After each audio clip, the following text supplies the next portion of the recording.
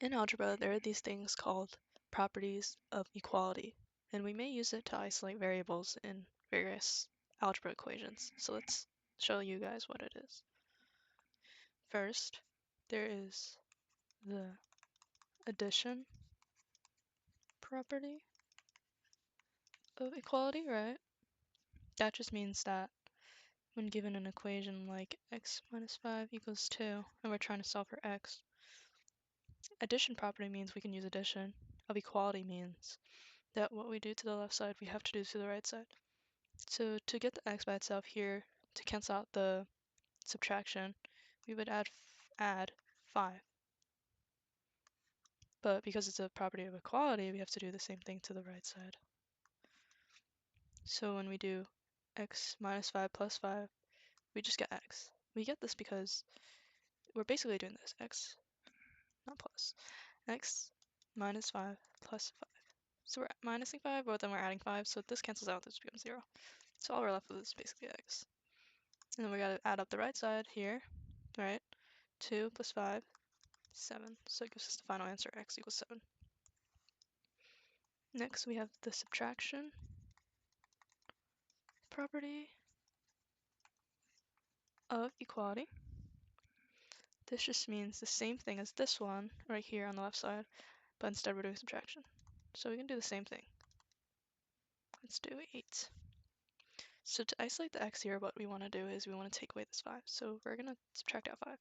But because we're using subtraction property, right, we're doing subtraction, but we're doing of equality, so we have to do. So whenever we're doing algebra questions like this, we always want to do whatever we do, like to the left side, we want to do it to the right side. So we're going to, because we subtracted 5 on the left, we're going to do it to the right side. So this gives us x equals 8 minus 5. That gives us 3. The same thing applies to the other operations. We can do the division property of equality.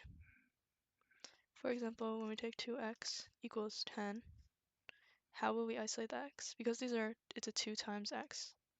What we want to do is we want to instead divide by 2. Divide by the coefficient in front of the x. So when we divide 2x divided by x, we have x by itself. And since we did it to the left side, we have to do it to the right side. So 10 divided by 2, 5.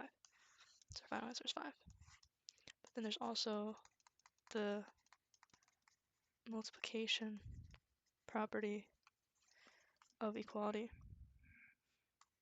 And in doing this, we can get an equation like this. X over 5 equals 3. Remember that when it's divided by 5, it's basically 1/5. Let's write that little neater.